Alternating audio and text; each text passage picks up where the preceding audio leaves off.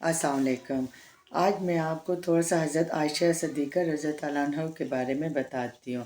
हज़रत आयशा नाम था, सिद्दीक़ा हुमैरा लक़ब था, उम्मे अब्दुल्ला कुनियत थी, कुरैश के ख़ानदान बनु तमीम से थी। सिलसिला नस्ब ये है। आयशा बिनते अबी बकर सिद्दीक़ रज़ी अल्लाह अन्हु बिन अबी काफ़र रज़ी अल्लाह अन्हु। वालदा का नाम उम्मे रुमान रज़ी अल्लाह अन्हा था, बिनते आमिर, वो भी जलीलुल कद्र सहाबिया थी। हज़रत आयशा रज़ी अल्लाह अन्हा बहसत नबी सल्लल्लाहु अलैहि वसल्लम के 4 साल बाद माह शवाल में पैदा हुई। अच्छा, कहा जाता है कि किसी दूसरे सहाबी या सहाबिया की याददाश्त इतनी अच्छी नहीं थी जितनी हज़रत आयशा रज़ी अल्लाह अन्हा की थी। बचपन में एक दफ़ा हज़रत आयशा रज़ी अल्लाह अन्हा गुड़ियों से खेल रही थी कि सरवर आलम सल्लल्लाहु अलैहि वसल्लम पास से गुजरे। नन्ही आयशा की गुड़ियों में एक पर दार घोड़ा भी था ना। हजूर सल्लल्लाहु अलैहि वसल्लम ने पूछा, आयशा ये क्या है? जवाब दिया, घोड़ा है। हजूर सल्लल्लाहु अलैहि वसल्लम ने फरमाया, घोड़ों के तो पर नहीं होते। उन्होंने बेसाख्ता कहा, क्यों या रसूल अल्लाह? हज़रत सुलेमान अलैहिस्सलाम के घोड़ों के तो पर थे। हजूर सल्लल्लाहु अलैहि वसल्लम ने ये जवाब सुनकर तबस्सुम फरमाया। इमाम बुखारी रहमतुल्लाह का बयान है, मक्का में सूरह कमर मक्का में नाजिल हुई तो इस वक्त हज़रत आयशा रज़ी अल्लाह अन्हा खेल कूद में मशगूल थी। अच्छा, इसके बाद फिर हजूर सल्लल्लाहु अलैहि वसल्लम ने यानी इसके बाद ना हज़रत खोला रज़ी अल्लाह अन्हा बिनते हकीम की तहरीक यानी उनके कहने पे ना हजूर सल्लल्लाहु अलैहि वसल्लम ने अबू बकर सिद्दीक़ रज़ी अल्लाह अन्हु को हज़रत आयशा रज़ी अल्लाह अन्हा के लिए पैगाम भेजा। हज़रत अबू बकर सिद्दीक़ रज़ी अल्लाह अन्हु रसूलुल्लाह सल्लल्लाहु अलैहि वसल्लम के मुँह बोले भाई थे।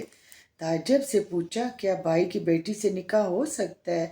खुला रज़ी अल्लाह अन्हा ने हजूर सल्लल्लाहु अलैहि वसल्लम से पूछा तो आप सल्लल्लाहु अलैहि वसल्लम ने फरमाया, अबू बकर मेरे दीनी भाई हैं और ऐसे भाइयों की औलाद से निकाह जायज़ है। जनाब सिद्दीक़ अकबर रज़ी अल्लाह अन्हु के लिए इससे बढ़कर खुशी की कौन सी बात थी कि उनकी बेटी रहमतुल आलमीन सल्लल्लाहु अलैहि वसल्लम के निकाह में आए। फ़ौरन राज़ी हो गए। चुनांचे 6 साल की उम्र में हज़रत आयशा रज़ी अल्लाह अन्हा हिजरत से 3 साल या बरवायत दीगर 1 साल कबल माह शावाल में रसूल करीम सल्लल्लाहु अलैहि वसल्लम के निकाह में आ गई। हज़रत अबू बकर सिद्दीक़ रज़ी अल्लाह अन्हु ने खुद निकाह पढ़ाया। 500 दरम हक महर मुकर्रर हुआ। एक दफ़ा शवाल के महीने में अरब में ताउन की खौफनाक वबा फैली थी जिसने हज़ारों घरानों को वीरान कर दिया था। इस वक्त से शवाल का महीना अहले अरब में मनहूस समझा जाता था और इस महीने में खुशी की तकरीब करने से एतराज़ करते थे। हज़रत आयशा रज़ी अल्लाह अन्हा का निकाह भी शवाल में हुआ। रुखसती भी चंद साल बाद शवाल ही में हुई। इस वक्त से माह शवाल की नहुसत का वहम लोगों के दिलों से दूर हुआ। हज़रत आयशा रज़ी अल्लाह अन्हा से निकाह की बशारत हजूर सल्लल्लाहु अलैहि वसल्लम को ख्वाब में हो चुकी थी। आप सल्लल्लाहु अलैहि वसल्लम ने ख्वाब में देखा कि कोई शख्स रेशम में लिपटी हुई कोई चीज़ आप सल्लल्लाहु अलैहि वसल्लम को दिखा रहा है और कहता है ये आप सल्लल्लाहु अलैहि वसल्लम की है। आप सल्लल्लाहु अलैहि वसल्लम ने खोला तो हज़रत आयशा रज़ी अल्लाह अन्हा थी। हज़रत आयशा रज़ी अल्लाह अन्हा का निकाह इंतहाई सादगी से हुआ। वो फरमाती थी, जब रसूलुल्लाह सल्लल्लाहु अलैहि वसल्लम ने मुझसे निकाह फरमाया तो मैं अपनी हमजोलियों के साथ खेला करती थी। मुझे इस निकाह का हाल तक मालूम न हुआ, यहाँ तक कि मेरी वालदा ने मुझे घर से बाहर निकलने से मना कर दिया। हज़रत आयशा रज़ी अल्लाह अन्हा पैदाइशी मुसलमान थी। उनसे रिवायत है कि जब मैंने अपने वालिदैन को पहचाना उन्हें मुसलमान पाया। इससे ज़ाहिर होता है कि हज़रत आयशा रज़ी अल्लाह अन्हा रोज़े अव्वल से कुफ्र व शिर्क का साया तक ना पड़ा था उन पर ना। अच्छा, फिर इसके बाद आपको मुख्तसर करके बताती हूँ ना कि फिर इनके तो बारे में बहुत कुछ लिखा गया लेकिन मैंने चुन चुन के आप लोगों के लिए लेक्चर बनाया है। हज़रत अबू बकर सिद्दीक़ रज़ी अल्लाह अन्हु सख्त बीमार हो गए। हज़रत आयशा रज़ी अल्लाह अन्हा ने नहायत यानी उनकी तंदे से उनकी जिम्मेदारी की दिल से। जब वो सेहतयाब हुए तो खुद बीमार हो गई। मर्ज़ का हमला इतना शदीद था कि सर के बाल गिर गए, ताहम जान बच गई। जब सेहत बहाल हुई तो सिद्दीक़ अकबर रज़ी अल्लाह अन्हु ने हजूर सल्लल्लाहु अलैहि वसल्लम से अर्ज़ किया, یا رسول اللہ، عائشہ کو آپ رخصت کیوں نہیں کرا لیتے؟ فرمایا فی الحال میرے پاس مہر نہیں ہے۔ صدیق اکبر نے اپنے پاس سے 500 درہم حضور صلی اللہ علیہ وسلم کی خدمت میں بطور قرض حسنہ پیش کیے، جو آپ صلی اللہ علیہ وسلم نے قبول فرما لیے، اور وہی حضرت عائشہ رضی اللہ عنہ کے پاس بھیج کر انہیں یکم شوال یا باروایت دیگر 2 ہجری میں رخصت کرا لیا۔ اس وقت حضرت عائشہ کی عمر 9 سال تھی۔ بعض جدید سیرت نگار اس طرف گئے ہیں کہ رخصتی کے بعد حضرت عائشہ کی عمر 17 برس کے لگ بھگ تھی۔ واللہ عالم۔ 3 ہجری میں غزوہ احد پیش آیا۔ جب ایک اتفاقی غلطی سے جنگ کا پانسا پلٹ گیا تو حضور صلی اللہ علیہ وسلم کی شہادت کی خبر مشہور ہوئی، تو مدینہ سے حضرت عائشہ رضی اللہ عنہ، حضرت صفیہ رضی اللہ عنہ،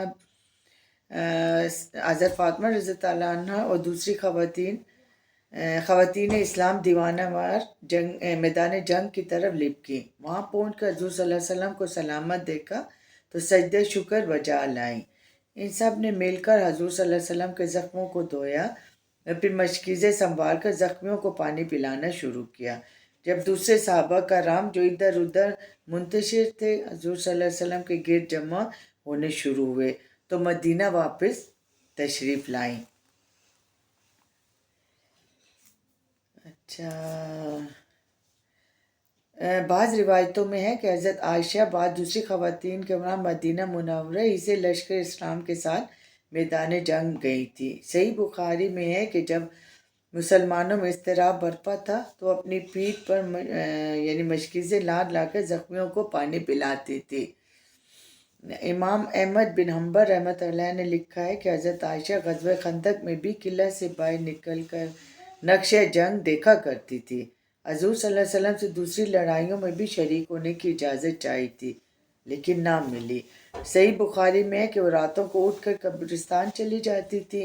ان روایتوں سے ثابت ہوتا ہے کہ ام المومنین فطری طور پر نہایت دلیر اور نڈر تھی۔ حضرت عائشہ رضی اللہ عنہ کے حیات مبارکہ کے 4 واقعات بہت عام ہیں۔ ایک میں افق ایلا تحریم اور تخیر ہے۔ یہ بعض ذرا تلفظ کی غلطی ہوتی ہے کیونکہ ہماری اردو تو یعنی اس طرح نہیں ہے نا، اس سے کوئی بھول چوک ہو تو سوری۔ اچھا، پھر افق کا واقعہ یوں پیش آیا کہ غزوہ بنو مستلق کے سفر میں حضرت عائشہ رضی اللہ عنہ حضور صلی اللہ علیہ وسلم کے ہمراہ تھی۔ راستے میں ایک جگہ رات کو قافلے نے قیام کیا۔ حضرت عائشہ رفع حاجت کے لیے پڑاؤ سے دور نکل گئیں۔ وہاں ان کے گلے کا ہار جو اپنی بہن حضرت عاصمہ رضی اللہ عنہ سے مانگ کر لائی تھی بے خبری کے عالم میں گر گیا۔